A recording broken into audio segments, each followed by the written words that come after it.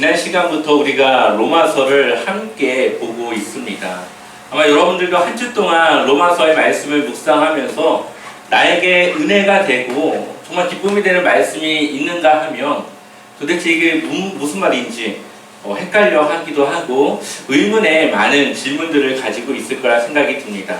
로마서는 바울의 신학적인 사상들을 아주 잘 담아내고 있는 책입니다.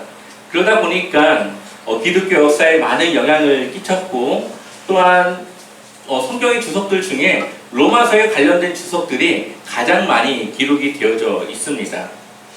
그만큼 로마서를 이해하고 알아가기 위해서는 이렇게 몇 번의 설교, 몇 시간의 이 시간으로는 아주 부족하다라고 말할 수 있는 것이죠. 또한 로마서는 구원의 과정들을 아주 잘 설명해 주고 있습니다.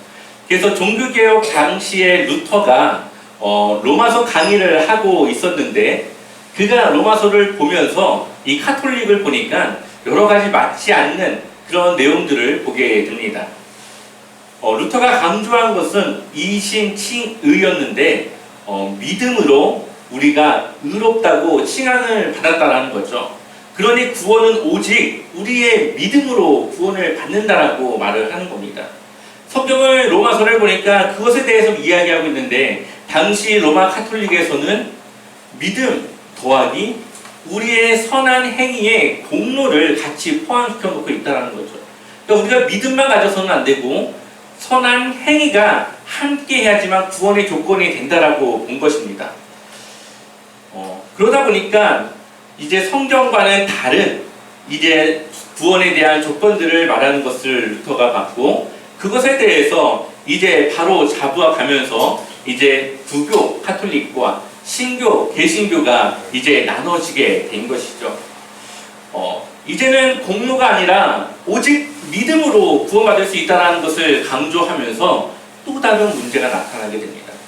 사람들이 믿음만 있으면 된다고 하니까 삶은 무시하고 이제 믿음만 고백하게 되는 것이죠. 아마 여러분들도 경험해 본 적이 있는지 모르겠습니다. 우리나라가 요즘은 좀 그렇지 않지만 불과 10년, 20년 전만 해도 믿음만 우리가 확신을 갖고 있으면 구원의 확신만 가지고 있으면 구원받을 수 있다라고 이야기를 했습니다. 그래서 그때 당시 사람들에게 구원의 확신이 있습니까? 라고 물어봤고 그것에 네라고 대답하면 그 사람은 구원받았다라고 생각을 한 것이죠. 제가 고등학교 2학년 정도에 있었던 일이었는데 그때 당시 중고등부 예배를 드릴 때에 한 전도사님이 아이들에게 다 눈을 감으라고 하는 겁니다. 그리고서는 질문을 합니다. 지금 죽어도 구원받을 수 있는 확신을 가진 그런 친구들은 손을 들어보라는 거죠. 그리고 시간이 얼마 있다가 다 눈을 떴는데 그 전도사님이 펑펑 울면서 자신이 그렇게 설교를 했는데 구원의 확신을 가진 사람이 한 명밖에 없다고 하면서 그렇게 자신이 어떻게 이렇게 했는지 막 울음을 터뜨리시는 겁니다. 그때 손을 들었던 그 사람도 확신이 있어서 들었던 것이 아니라 안 드는 것보단 드는 게 나으니까 손을 들었고 또 그냥 무조건 구원 받았다라고 고백하는 것이 그냥 맞다라고 생각을 해서 손을 들었던 것이었죠. 왜 구원을 받았는지 이해가 되지 않았지만 그 학생은 그냥 손을 든 거였습니다. 대부분의 전도사님들과 목사님들은 그때 당시 구원의 확신을 우리가 가져야만 구원받을 수 있다라고 가르쳤습니다. 그런데 제가 신학교를 마치고 대학원을 들어가고 사역을 하다 보니까 이것이 얼마나 잘못된 구원에 대한 내용인가라는 것을 알게 되었습니다. 구원의 주체는 누구십니까? 우리를 누가 구원해 주시죠? 하나님이 우리를 구원해 주시죠. 아무리 내가 믿음의 확신이 있다 하더라도 하나님의 입장에서는 아닐 수가 있는 겁니다. 하나님이 원하시는 구원의 조건과 내가 생각하는 구원의 조건이 다를 수가 있기 때문에 우리는 내 구원의 확신이 아니라 하나님이 원하시는 구원의 조건을 내가 갖췄는가를 돌아봐야 하는 것이죠. 그런데 예전에 우리나라 많은 교회에서는 구원의 확신을 가지면 구원받을 수 있다는 것 때문에 많은 사람들이 삶은 그 이전과 별로 다를 것이 없는데 교회를 나오니까 구원의 확신을 갖고 구원을 받았다라고 착각하며 신앙생활하는 많은 사람들이 있었습니다. 그러다 보니까 기독교에 대한 부정적인 모습들이 나타나게 되는 것이죠. 왜 교회를 다니고 예수님 믿고 구원받았다고 하는데 왜 이전의 삶과 다른 것이 없는지, 그런 것에 대해서 이제 고민하기 시작합니다. 이런 걸 보았을 때에 구원이란 참으로 단순한 것 같으면서도 복잡하고 이해하기 어렵다고 생각이 듭니다. 하지만 한 가지 확실한 것은 우리가 예수님을 제대로 믿으면, 우리가 주님 앞에 구원의 확신을 가지고 구원을 받으면 우리는 삶이 달라진다는 것이죠. 왜냐하면 그리스도 예수 안에서 우리가 새로운 피조물이 되었기 때문입니다. 고린도후서 5장 17절의 말씀을 읽어볼까요? 우리 함께 읽어보겠습니다. 누구든지 그리스도 안에 있으면 그는 새로운 피조물입니다. 옛 것은 지나갔습니다. 보십시오, 새 것이 되었습니다. 아멘. 구원받은 성도가 그리스도 예수 안에서 살아가고 있는 것은 겉으로 볼 때는 똑같아 보이지만 그 사람은 완전히 뒤바뀌어진 삶을 살아가는 것입니다. 이것을 바울은 새로운 피조물, 새롭게 창조된 주님의 창조물이라고 이야기를 하고 있는 것이죠. 이전에는 사단의 영향력 아래에 있었던 우리가 구원을 받고 나서는 이제는 하나님의 통치, 하나님의 말씀의 영향력을 받는 하나님 나라의 백성이 되었다는 것. 이것이 얼마나 다른 겁니까? 우리가 그 이전에는 사단의 종으로 살아가던 우리가 이제는 하나님의 백성으로, 그리스도의 하나님의 양자로 우리가 살아가는 것, 하나님의 자녀로 살아가는 것, 이것이 얼마나 다른 것입니까? 우리의 정체성이 달라졌기 때문에 우리는 살아가는 삶의 방식도, 우리의 가치관도, 우리의 삶의 목적도 달라져야 되는 것이죠.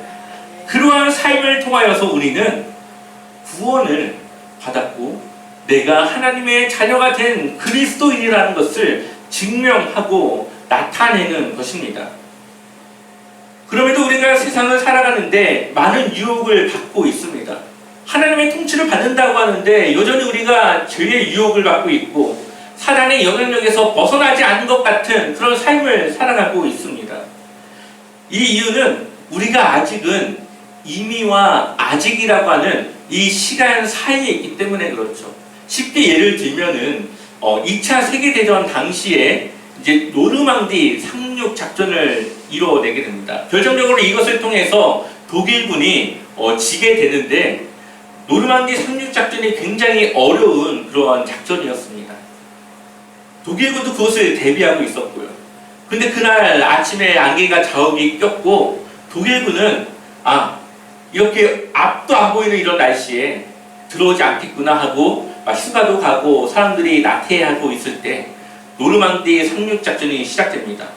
그리고 그 작전이 성공하면서 독일군과의 이 싸움에 승리를 확보합니다. 그럼에도 불구하고 여전히 남아 싸우는 병사들이 있었고 승리의 확보는 이루었지만 그 병사들과 끝까지 싸워서 결국엔 최종 승리를 얻게 됩니다. 이미 상륙작전이 끝났기 때문에 승리를 확보했지만 아직 남아있는 병사들과의 이 싸움이 끝날 그때가 최후의 승리로 되어 있는 날이죠. 그래서 노르망디 상륙작전이 성공한 날을 D-Day라고 이야기하고요. 완전히 나머지 병사들을 소통해서 결정적인 끝나는 그날을 V-Day라고 구분을 합니다. 이미 끝났지만 아직 남아있는 병사들과의 싸움이 남아있기 때문에 그것까지의 마침표를 V-Day라고 다시 구분하는 것이죠. 지금 우리가 살아가는 시대가 바로 그러한 시대입니다. 우리가 교회를 다니고 구원을 받은 때를 D-Day라고 말한다면 예수님께서 이 땅 가운데 오셔서 심판을 통해 사단의 완전한 멸망을 이루시는 그날을 우리는 V-Day라고 말할 수 있는 겁니다. 그러니 아직 심판을 받지 않은 사단의 영향력이 아직은 남아있기 때문에 아무리 우리가 하나님의 통치를 받고 구원을 받았다 하더라도 유혹을 받을 수가 있는 것이죠.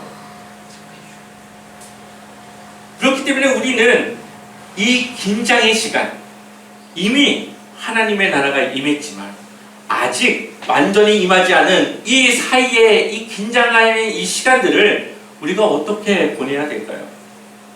그래서 하나님이 우리에게 성령을 주신 것이죠. 로마서 8장 37절을 같이 읽어볼까요? 함께 읽어보겠습니다. 그러나 이 모든 일에 우리를 사랑하시는 이로 말미암아 우리가 넉넉히 이기느니라. 아멘. 우리는 이제 예수 그리스도를 믿음으로 우리가 견뎌내야 될 고난이 있고 어려움들이 있는데 우리의 힘으로는 그것을 이길 수 없지만 하나님은 이미 우리가 그것을 넉넉히 이길 수 있도록 우리에게 다 모든 계획을 세워놓고 있다는 겁니다. 이 로마서 8장의 내용은 이 구원을 받아서 주님을 위해 살아가는 고난받는 그리스도인들의 이 구원을 하나님께서 어떻게 보증해 주시는가, 그 고난을 참고 견디는 자들을 어떻게 인도하시고 도와주시는가라는 그러한 내용을 담고 있는 본문입니다. 오늘 여러분들과 함께 이 8장의 내용을 통해서 구원의 확신에 대한 세 가지의 내용을 함께 나눠보고자 합니다. 첫 번째로 구원은 하나님의 선택인가? 라는 내용입니다. 여러분들은 어떻게 생각하십니까? 구원은 하나님의 선택일까요? 아니면 우리의 반응일까요?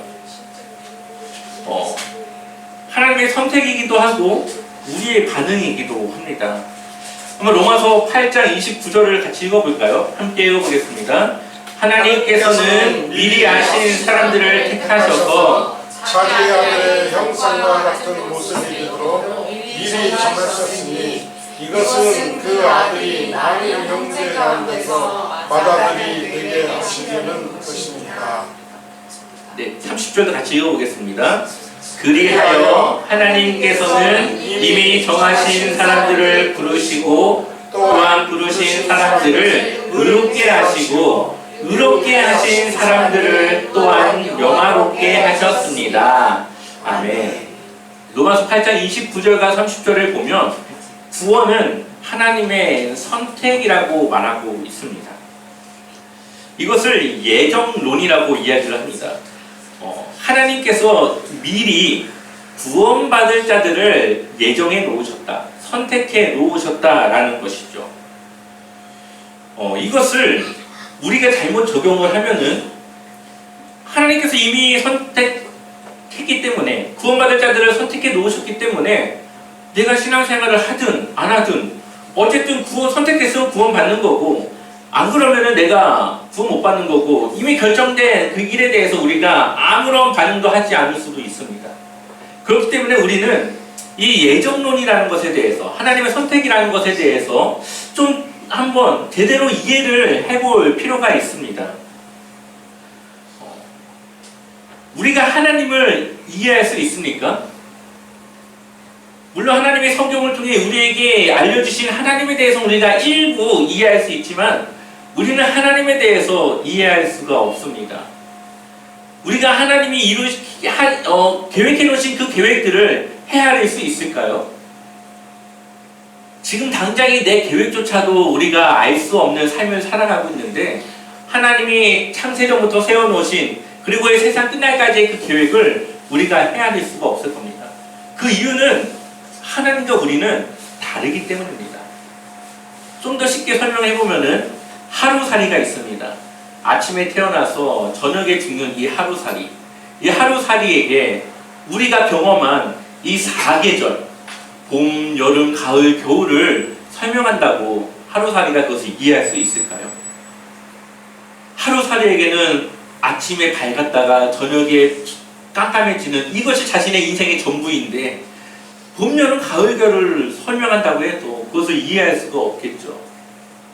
개미들이 줄지어서 갈고 있는데 저기 앞에 보니까 물 웅덩이가 있어서 우리가 볼 때는 그 웅덩이에 가면은 빠져 죽을 텐데라는 생각을 합니다. 근데 개미에게는 그 웅덩이가 보이지 않겠죠. 너무 머니까. 개미들에게는. 우리는 그 개미를 보고 길을 막아서 다른 곳으로 유도할 수도 있고요. 우리는 그 그 웅덩이에 흙을 덮어서 그 웅덩이를 잘 지나갈 수 있도록 해줄 수도 있습니다. 이것이 하나님과 우리의 차이 아닐까요? 지금 당장에 우리는 우리 앞을 알 수 없지만 하나님은 시간에 구애받지 않으시죠. 시간의 주인이시기 때문에 시간을 하나님이 만드셨고 시간은 하나님이 조정하십니다. 창세 전부터 이후의 심판 때까지 모든 시간을 하나님은 보실 겁니다. 우리는 지금을 보고 지금을 살아가지만 하나님은 이렇게 길게 내려져 있는 과거, 현재, 미래를 그냥 보시고 싶은 그곳을 보시지 않을까요? 그런 하나님의 입장에서 보았을 때에 아무리 시뮬레이션을 돌려봐도 구원받지 못하는 사람들이 있을 겁니다. 그리고 구원을 받는 사람들이 있겠죠. 하나님의 입장에서는 그것이 보일 겁니다. 그러니 구원을 받는 그 사람들에 대해서는 하나님의 선택이 가능한 것이죠. 하나님의 입장에서 구원받을 자들을 선택하는 것은 가능한 일입니다. 그런데 우리 입장에서 볼 때에 우리는 하나님이 선택한 건지 알 수가 없습니다. 우리가 이렇게 교회 나와서 신앙생활을 하지만 내가 선택을 받았나? 우리가 알 수가 있습니까? 분명히 나는 하나님의 선택이 아니라 누군가가 나에게 복음을 전했고 내가 그 복음에 반응해서 하나님을 믿는 것이었습니다. 그것을 우리가 선택이라고 말할 수 있을까요? 그러니 하나님의 입장에서는 선택이 맞지만 우리 입장에서는 우리의 반응이었고 우리의 선택이었다는 거죠. 그러니 우리는 하나님의 선택을 의지하는 것이 아니라 날마다 우리에게 주어지는 삶 속에서 하나님을 선택하는 그 삶을 우리가 늘 선택해 나아가야 되는, 그래서 구원을 지키고 그 긴장감 있는 그 시간들을 우리가 지혜롭게 하나님을 위해 살아가는 그 삶을 살아가는 것입니다. 그래야만 우리는 구원을 유지할 수 있는 것이죠. 하나님의 입장에서는 하나님이 선택해서 이끌어가기 때문에 구원에 탈락이 없지만 우리 인간의 입장에서는 탈락이 있을 수 있습니다. 왜 그러냐? 하나님이 원하시는 구원의 조건을 우리가 갖지 못할 수 있기 때문에 그렇죠. 우리가 하나님을 떠나는데 어떻게 하나님이 우리를 구원하시겠습니까? 우리가 하나님을 믿는 것을 포기하는데 어떻게 하나님이 우리를 구원하시겠습니까? 하지만 하나님의 편에서 하나님을 위해 살아가는 그리스도인들은, 고난이 오지만 그 고난을 견뎌내는 그리스도인들은 하나님께서 확실하게 그 구원의 길로 인도하시겠다라고 오늘 이 8장의 말씀에서는 우리에게 이야기를 하고 있는 것이죠. 하나님의 선택은 가능합니다. 그러니 하나님께서 아브라함을 선택하셨고 이스라엘을 선택하셨고 바울을 선택해서 그들을 사용하시는 것이죠. 하지만 우리의 입장에서는 이 예전과 같은 선택을 적용해서는 안 됩니다. 내가 선택받았으니까 구원받을 거야, 이러한 생각이 아니라 우리는 날마다 하나님의 구원을 따라 날마다 우리는 살아가는 그 삶을 살아가는 것이죠. 지금도 예수님은 우리에게 말씀하고 있습니다. 요한계시록 3장 20절의 말씀을 읽어볼까요? 같이 읽어보겠습니다. 볼지어다 내가 문 밖에 서서 두드리노니 누구든지 내 음성을 듣고 문을 열면 내가 그에게로 들어가 그와 더불어 먹고 그는 나와 더불어 먹으리라. 아멘. 예수님은 우리의 그 마음문을 계속 두드리고 있는데 우리에게 뭘 하라고요? 마음을 열으라고요. 그 문을 누가 열어요? 내가 열으라고요. 그러니 때로는 하나님의 선택이 있지만 또 때로는 우리가 하나님의 것을 받아들일 수 있는 그 마음을 열고 내 안에 예수 그리스도를 초청하고 영접하여서 이제는 그 예수 그리스도를 따라 사는 삶으로 나아가야 된다는 것을 말씀하고 있습니다. 구원을 받으면 그 이후에 구원이 영원히 약속되는 것이 아니라 구원을 위해서 우리는 날마다 거룩하게 살아가야 됩니다. 때로는 거룩하지 못할 때도 있겠지만 우리는 날마다 그 거룩함을 유지할 수 있도록 늘 힘써야 되는 것이죠. 이것이 바로 성화, 즉 성결의 삶입니다. 우리가 거룩할 때, 우리가 성결할 때 우리는 하나님의 뜻을 따라 살아갈 수 있지만, 우리가 거룩하지 못할 때 우리는 그 삶과 멀어진 삶을 살아가게 됩니다. 그러니 우리는 말씀과 기도로 늘 우리의 거룩함을 유지할 수 있도록 늘 우리가 관리하고 채워나가야 되는 것이죠. 두 번째로는 하나님은 구원받은 성도를 어떻게 인도해 주시는가입니다. 바로 우리 안에 성령님을 통해서 인도해 주시는 거죠. 로마서 1장 17절 말씀을 읽어보겠습니다. 같이 읽겠습니다. 복음에는 하나님의 의가 나타나서 믿음으로 믿음에 이르게 하나니 기록된 바 오직 의인은 믿음으로 말미암아 살리라 함과 같으니라. 아멘. 이 말씀은 이신칭이, 우리가 아까 앞에서 말씀드렸다시피 믿음으로 의롭다함을 칭함받는 것, 인정받는 것, 이것에 대한 말씀의 근거 말씀입니다. 우리가 예수 그리스도를 믿기 때문에, 그분이 죽으시고 살아나신 그 복음을 믿기 때문에 우리가 의롭게 된 것이죠. 여기서는 하나님의 의가 나타나서 그것이 가능하다라고 말하고 있는데, 여기서 말하는 하나님의 의에서 의라는 것은 의롭다 할 때 그런 의라기보다는 하나님의 신실함 또는 하나님이 주시는 약속에 관련된 그러한 뜻으로 사용되었습니다. 그러니 하나님의 그 약속, 하나님과 우리의 이 신실한 관계, 이 관계가 맺어졌기 때문에 우리는 의롭다, 칭함받을 수 있는 그러한 은혜를 얻었다라는 거죠. 그리스도를 통해서 우리가 하나님과의 관계가 회복되었고, 그 회복된 관계 때문에 우리가 그 의로움을 인정받게 되는 것인데, 성령님이 우리 안에서 하는 일은 무엇일까요? 그 관계를 유지해 나가는 것이죠. 성령님께서 우리를 인도해 주시는 그 삶은 하나님과 우리의 관계가 끊어지지 않고 유지해 주는 일을 우리 안에서 하시는 겁니다.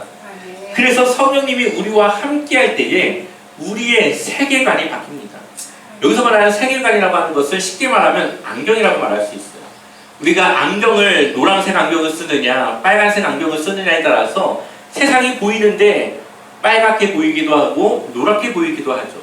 그것처럼 우리가 성령님이 우리 안에 오셔서 이 말씀의 이 세계관을 가지고 우리가 세상을 바라보는 그 능력이 나타나게 되는데, 우리가 그러한 삶을 살아갈 때에 이제 우리의 삶의 목적과 가치관이 바뀌어지게 되는 것이죠. 그 이전에는 나를 위해 살았습니다. 내가 기뻐야 됐고, 내가 잘 살아야 됐고, 내가 남들보다 더 위에 있어야 되는 그러한 세상의 가치관과 세상이 요구하는 삶을 살았다면, 우리가 하나님을 믿고 성령이 내 안에 오시면은 내가 하나님을 위해서 무엇을 해야 될까를 고민하기 시작합니다. 그리고 나의 잘못된 부분들을 하나하나 발견하며 그것을 고쳐 나가는 것이죠. 그래서 우리가 주님을 믿기 시작할 때보다는 그 이후에 더 우리의 신앙적인 변화가 일어나게 되는 것입니다. 하나님과의 관계를 걱정하고, 또한 어떻게 하면 내가 하나님과의 관계를 끊어지지 않고 유지할까를 우리가 늘 힘쓰며 살아가는 것이죠. 내가 잘 사는 것보다도 하나님을 위해 내가 기쁨이 되는 일이 더 우선이 되는 삶을 살아가게 됩니다. 그러한 삶을 살아가는 사람은 그 안에 이미 성령님께서 그 삶을 인도하고 있다는 거죠. 그러니 구원에는 오직 믿음이라고 하는 조건이 있지만, 그 구원을 통해서 우리 안에 성령님이 오셨을 때는 그의 합당한 삶이 반드시 나타나게 됩니다. 그래서 우리가 그 이전과 그 이후의 삶을 구분할 수 있게 되는 것이죠. 그 일을 위해서 성령님을 우리에게 보내주셨고, 그러한 성령을 따라 우리가 살아갈 때에 우리의 구원은 보장받는 겁니다. 하나님은 그러한 성령의 인도하심을 통해 우리의 구원이 탈락되지 않고 유지될 수 있도록 우리를 끊임없이 인도해 주시는 거죠. 로마서 8장 13절과 14절을 읽어보겠습니다. 너희가 육신대로 살면 반드시 죽을 것이로되 영으로서 몸의 행실을 죽이면 살리니, 무릇 하나님의 영으로 인도함을 받는 사람은 곧 하나님의 아들이라. 아멘. 우리가 계속적으로 이 바울은 우리의 육신과 또 우리가 하나님의 성령을 따라 사는 삶을 비교하며 이야기를 합니다. 우리가 육신을 따라 살면 죽습니다. 하지만 하나님의 이 성령을 따라 사는 사람은 그 몸은 죽지만 우리는 영은 살아날 수 있습니다. 또한 그러한 영의 인도함을 받는 사람은 곧 누구라고요? 하나님의 아들이라. 그런 우리가 성령을 따라 사는 삶은 우리가 구원을 받았다라고 하는 아주 확실한 증거가 되는 것이죠. 성령은 우리가 그렇게 살아갈 수 있도록 돕습니다. 그리고 그러한 인도함에 우리가 순종하면 우리는 하나님의 구원에서 멀어지지 않는 것이죠. 그러니 성령이 함께하는 사람은 구원의 V데이가 올 때, 하나님의 심판의 때가 왔을 때에 능히 그 심판을 이기고 그 심판을 받지 않는 그러한 하나님의 영원한 구원의 약속을 허락받게 되는 것입니다. 세 번째로 하나님의 구원에 대해서 확실함을 말하고 있습니다. 하나님께서 우리에게 주신 이 구원이 아주 확실하다는 것을 이야기하고 있죠. 로마서 8장 35절을 읽어보겠습니다. 누가 우리를 그리스도의 사랑에서 끊을 수 있겠습니까? 환난입니까? 공고입니까? 박해입니까? 굶주림입니까? 헐벗음입니까? 미움입니까? 또는 칼입니까? 아멘. 하나님의 선택과 의지는 누구도 바꿀 수 없습니다. 구원의 주체는 하나님이시기 때문에 하나님이 구원하기로 선택한 사람은 하나님께서 반드시 이 구원의 길로 이끌어 주십니다. 그래서 바울은 그 어떤 것도 하나님과 우리의 관계를 끊을 수 없다라고 말합니다. 바울 당시에 복음을 전하는 일이 예수 그리스도를 세상의 왕으로 전하는 좋은 소식이라고 우리가 지난 시간 함께 나누었죠. 근데 그때 당시 왕은 누굽니까? 황제, 로마의 황제. 사람들은 그 로마를 신의 아들이라고 말하며 거의 신격화해서 그 로마를 따랐습니다. 황제를. 그런데 그 황제가 살아있음에도 불구하고 우리의 왕은 이 로마 황제가 아니라 예수 그리스도이십니다라고 하는 이 고백이, 이 복음의 전파가 이들에게 얼마나 큰 위협이 되었을까요? 이거 잘못 걸리면은 생명이 날아가는 일이었습니다. 그럼에도 불구하고 이 사람들이, 바울이, 그리스도인들이 그 신앙을 잃어버리지 않고 지키고 그 복음을 전하며 살아가는 것은 그 사람들에게 엄청난 고난을 가져다 줄 수 있는 일이었다는 거죠. 그것이 때로는 환난일 수도 있고 곤고, 배고픔일 수도 있고 박해, 굶주림, 헐벗은, 위협, 심지어 칼이라고 하는 것은 생명을 빼앗는 일까지도 이들이 각오해야 되는 일이었다는 거죠. 하지만 그것이 하나님과의 관계에서 끊을 수 없다는 겁니다. 아무리 생명이 끊어졌다 하더라도 하나님과의 한 번 맺어진 그 관계는 끊어지지 않는다. 그러니 복음을 전하고 복음을 따라 살아가는 그 믿음의 삶을 지키는 것이 더 중요하다는 것을 말하고 있는 것이죠. 또한 8장 38절을 보니까 내가 확신하노니 사망이나 생명이나 천사들이나 권세자들이나 현재일이나 장래일이나 능력이나 39절에 높음이나 깊음이나 다른 어떤 피조물이라도 우리 주 예수 그리스도 예수 안에 있는 하나님의 사랑에서 어떻게 할 수 없다고요? 끊을 수 없으리라. 우리가 성령의 인도함을 받아 그리스도의 고난에 참여하여 이 고난을 견디며 살아갈 때에 우리에게 주어지는 은혜의 약속입니다. 바울의 시대 때나 지금이나 우리가 구원을 받고 이 구원받은 삶을 살아간다고 하는 것은 힘든 일입니다. 세상과 부딪혀야 되기 때문이죠. 세상은 사단의 통치를 받지만 우리는 하나님의 통치를 받기 때문에 분명히 부딪히는 지점이 있습니다. 그럴 때에 우리가 그 고난을 참는 것, 그 고난을 견디는 것, 그렇게 우리가 그 복음을 지키고 살아갈 때에 하나님의 사랑에서 그 누구도 그것을 끊을 수 없다라고 우리에게 이야기를 하죠. 아멘. 또한 우리 32절, 앞에 스크린은 없지만 우리 한번 32절의 말씀을 같이 우리 성경을 보고 한번 읽어볼까요? 32절 함께 읽어보겠습니다. 자기 아들을 아끼지 아니하시고 우리 모든 사람을 위하여 내주시니가 어찌 그 아들과 함께 모든 것을 우리에게 주시지 아니하겠느냐. 아멘. 하나님께서 그 아들을 주는 일이 얼마나 힘들었을까요? 아브라함이 하나밖에 없는 독자 이 이삭을 드리는 것보다도 하나님은 그 하나밖에 없는 아들 예수 그리스도를 십자가에서 죽게 하는 것이 더 힘들었을 겁니다.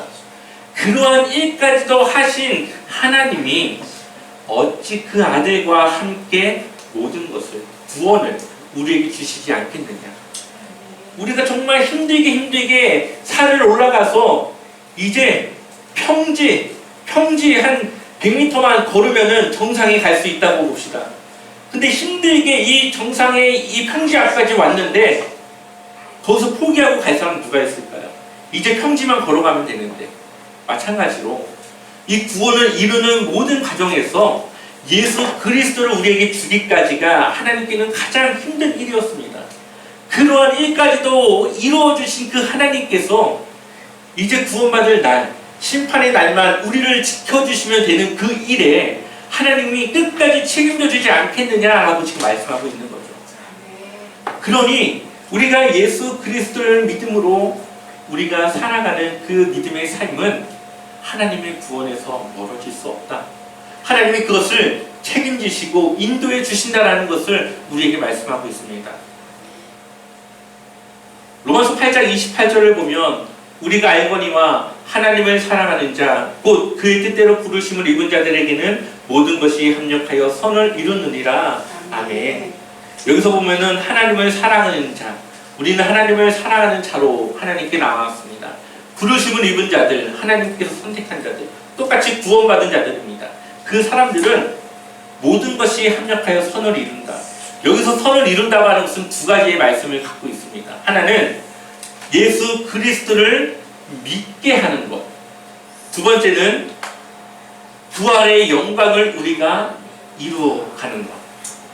그래서 우리 인생에 굴곡이 있지 않습니까? 이 굴곡을 통해 하나님은 우리를 예수님을 믿는 믿음의 자리로 인도하셨고 또 그 이후의 삶을 또 통하여서 결국은 우리가 부활의 영광을 맞이하는 그 시간을 주겠다라고 말씀하시는 거죠. 하나님께서 인도하고 하나님께 속한 우리의 인생이 어떠하든지 결국 그 결과는 하나님과의 그 기쁨을 누리는 그러한 부활의 영광을 맞이할 것이라는 것을 우리에게 말씀하고 있습니다. 지금 이 자리에 앉아 계신 이유가 하나님을 위한 믿음이라면 여전히 하나님 안에 여러분들은 살아가고 있다는 겁니다. 여러분의 삶 속에 하나님을 위해 내가 무엇을 해야 될까를 고민하고 있다면 여러분들의 삶을 성령님께서 인도하고 계시다라는 겁니다. 이렇게 구원받은 성도는 하나님께서 그 구원을 끝까지 책임져 주시겠다 약속하고 있습니다. 막연한 내 신념과 의지에서 오는 구원의 확신이 아니라 여러분의 삶 속에서 일하시고 하나님의 인도하심과 능력을 통해서 오는 구원의 확신이 되기를, 그러한 확신을 통해 하나님을 위해 살아가는 주님의 자녀가 되기를 주님의 이름으로 간절히 축원합니다.